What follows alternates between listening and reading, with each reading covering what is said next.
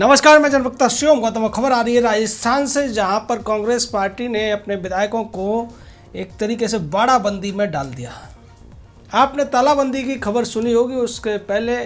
Lockdown हुआ था पूरे देश में कोरोना को लेकर, लेकिन अब कांग्रेस में खलबली मची हुई है। कांग्रेस को ये डर सता रहा है कि गुजरात की तरह से कहीं राजस्थान में भी उसके विधायक इस्तीफे देकर न भाग जाएं और उससे भारतीय जनता पार्टी को फायदा न हो जाए। इसी डर से कांग्रेस पार्टी ने पहले अपने विधायकों की बैठक मुख्यमंत्री के आवास पर बुलाई और उसके बाद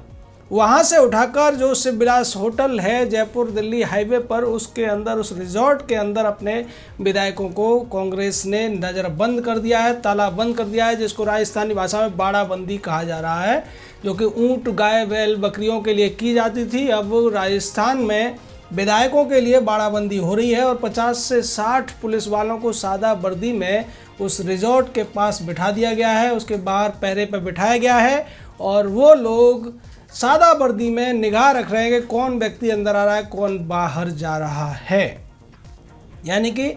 जो चुनाव होना है राजस्थान में राज्यसभा का, बाकी अन्य प्रदेशों के साथ, राजस्थान के साथ साथ गुजरात में, मध्य प्रदेश में, कर्नाटक में, अरुणाचल प्रदेश और भी नॉर्थ ईस्टर्न के कई राज्यों में ऐसा चुनाव होना है। लेकिन राजस्थान में जिस तरीके से कांग्रेस हड़बड़ा रही है, घबरा रही है, उससे ऐसा लगता है कि कांग्रेस को अपनी जो 2 सीटों का दावा कांग्रेस कर रही है अपने विधायकोों की संख्या के बल पर, वो मिलती हुई नहीं नज़र आ रही हैं। कांग्रेस ने नीरज डांगी और केसी वेणुगोपाल, जो पार्टी के महासचिव हैं, उनको मैदान में उतारा। वहीं भारतीय जनता पार्टी ने राजेंद्र गहलोत और उनके साथ अशोक सिंह को उतारा है मैदान में, अशोक सिंह लखावत को। तो निश्चित तौर पर कांग्रेस के पास आज की संख्या में संख्या बल जरूर है, लेकिन कांग्रेस जानती है कि जिस तरीके से गुजरात के अंदर उसके विधायकों में फूट पड़ी, वो कूद कर दौड़ कर भारतीय जनता पार्टी की तरफ गए, वही स्थिति कांग्रेस को राजस्थान में होती हुई नजर आ रही है। और इसका दूसरा बड़ा कारण ये है कि सचिन पायलट जिस तरीके से अशोक गहलोत से नाराज चल रहे हैं। जब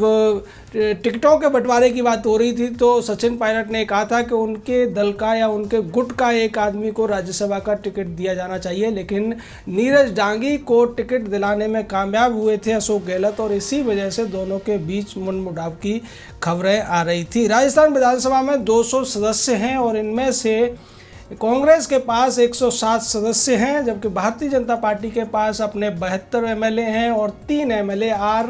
RLP यानी कि राष्ट्रीय लोकतांत्रिक पार्टी जो हनुमान बेनीवाल की है उसके सदस्य हैं। उसके अलावा 13 निर्दलीय हैं और बाकी छोटी मोटी पार्टियों के भी सदस्य हैं जिनका कांग्रेस दावा कर रही है कि समर्थन उसको प्राप्त है। कांग्रेस का ये कहना है कि 13 में से 12 निर्दलीय हमारे साथ खड़े हुए हैं। लेकिन अगर इतना बड़ा गणित कांग्रेस के पास है और 2 राज्यसभा की सीटें जीतने के लिए केवल कांग्रेस को 102 विधायकों की जरूरत पड़ेगी, तब भी कांग्रेस इतनी ज़्यादा क्यों डरी हुई है, इसका कारण अगर समझना है तो अशोक गहलोत ने जो अपनी प्रेस कॉन्फ्रेंस में कहा है उससे समझा जा सकता है। अशोक गहलोत ने कहा है कि भारतीय जनता पार्टी ने जानबूझकर कोरोना की वजह से राज्यसभा के चुनावों को टलवाया। कोरोना तो पहले भी फैल रहा था और अब भी फैल रहा है, अब कौन सा कोरोना बंद हो गया जो इसको ये दोबारा से करा रहे हैं। ऐसा लगता है कि भारतीय जनता पार्टी खरीद फरोख्त करने में उस समय कामयाब नहीं हो पाई थी, इसलिए इसने लंबा 2 महीने का समय लिया और अब वो खरीद फरोख्त कर पाने में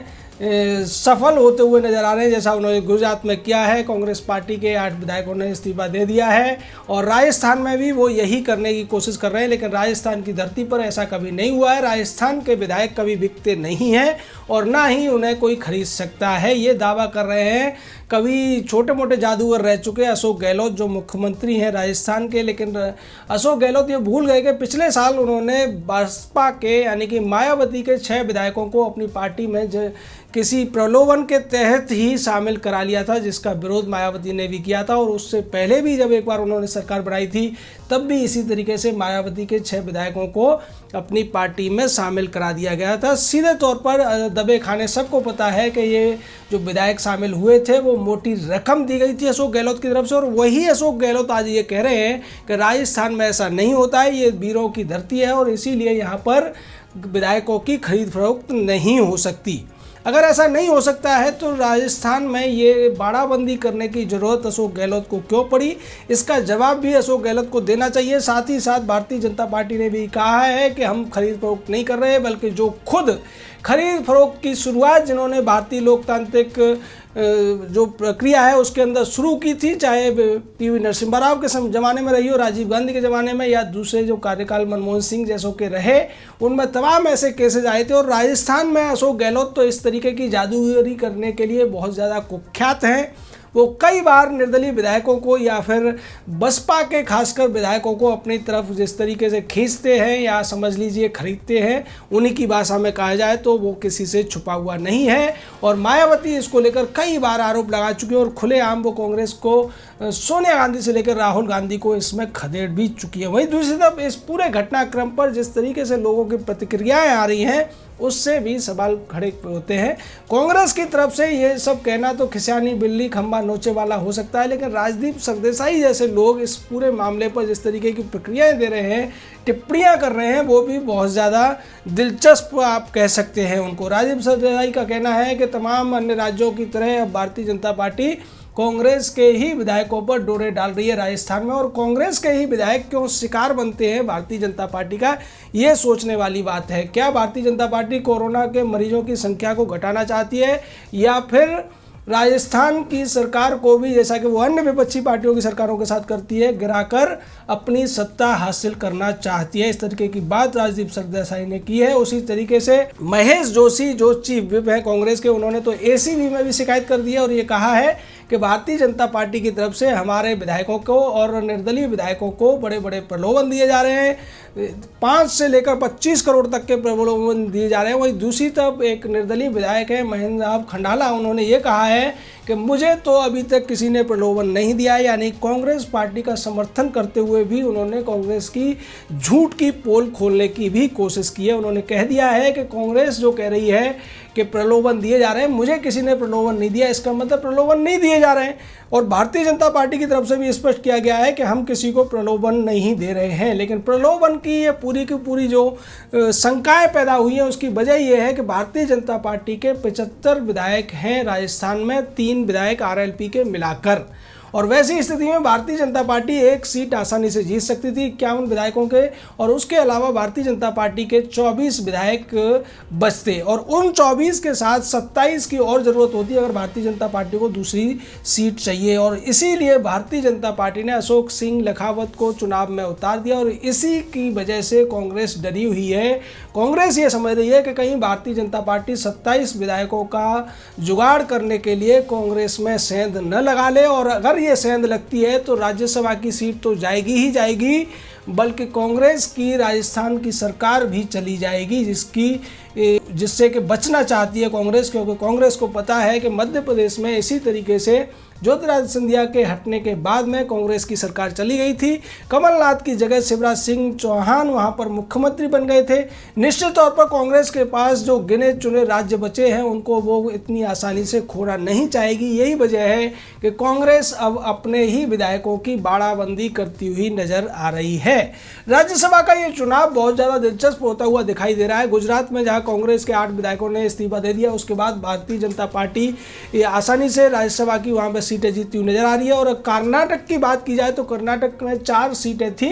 और इन चारों ही सीटों के ऊपर आम सहमति से निर्विरोध चुनाव होता हुआ नजर आ रहा है। 4 सीटों में मल्लिकार्जुन खड़गे और एचडी देवगौड़ा के साथ साथ भारतीय जनता पार्टी के एरन्ना कदाड़ी और अशोक गस्ती, इन 4 लोगों के ही नामांकन अब बाकी बचे हैं, और ऐसी स्थिति में ये चारों चुने हुए घोषित कर दिए जाएंगे 19 तारीख को। उससे पहले 12 तारीख तक आखिरी डेट है नामांकन वापस लेने की, लेकिन उम्मीद ये है कि इन चारों को ही आसानी से वापस जीत मिल जाएगी, क्योंकि इनके खिलाफ कोई कैंडिडेट नहीं है। दिलचस्प मुकाबला राजस्थान का है, और राजस्थान के अलावा गुजरात का है। मध्य प्रदेश में भी स्थिति लगभग स्पष्ट होती हुई नजर आ रही है। भारतीय जनता पार्टी वहाँ भी आसानी से अपनी सीटों को बरकरार रखेगी, और कांग्रेस जो उम्मीद लगाए बैठी थी कि वो फूल सिंह बरैया और दिग्विजय सिंह दोनों को जिता लेगी, अब वो ऐसा नहीं कर सकती। दिग्विजय सिंह की जीत निश्चित हो सकती है, क्योंकि कांग्रेस के विधायकों की संख्या अच्छी खासी है, पर फूल सिंह बरैया के अरमानों पर तो पानी फिर चुका है। तो सीधे तौर पर कांग्रेस को अब ये लग रहा है कि राजस्थान में अगर गुजरात की कहानी दोहरा दी जाती है राज्यसभा चुनावों को लेकर, तो निश्चित तौर पर केवल गुजरात की कहानी ही नहीं आगे बढ़ेगी, बल्कि मध्य प्रदेश का घटनाक्रम भी राजस्थान में लागू हो जाएगा। अशोक गहलोत की सरकार गिर जाएगी और वैसी स्थिति में सचिन पायलट के भारतीय जनता पार्टी की तरफ जाने के आसार भी बन सकते हैं, क्योंकि आज भी सचिन पायलट ने एक तरफ तो अपने विधायकों पर विश्वास जताया और ये कहा कि हमारे विधायक कहीं नहीं जाने वाले हैं। सोनिया गांधी और राहुल गांधी ने जो नाम तय किए हैं, विधायक उसी के पक्ष में वोटिंग करेंगे। दूसरी तरफ सचिन पायलट ने बिजली के बिलों को लेकर, किसानों के बिजली के बिल माफ़ करने को लेकर एक बात कही है, जिससे कि अशोक गहलोत इत्तेफाक नहीं रखते हैं, यानी कि इस मामले में दोनों की राय अलग अलग है। और ऐसी स्थिति में ये भी पता चलता है कि अभी भी सचिन पायलट का जो नाराज़गी है या जो तनाव है अशोक गहलोत के साथ में, वो पूरी तरह ख़त्म नहीं हुआ है। तो निश्चित तौर पर जो सियासी गर्माहट पैदा हुई है राजस्थान के अंदर, और उस गर्माहट के बीच जिस तरीके से विधायकों को बाड़ाबंदी में रखा गया है, उसके बाद ऐसा लगता है कि आने वाले 19 तारीख को राजस्थान का भी राज्यसभा चुनाव काफ़ी दिलचस्प होने वाला है। जय हिंद, जय भारत।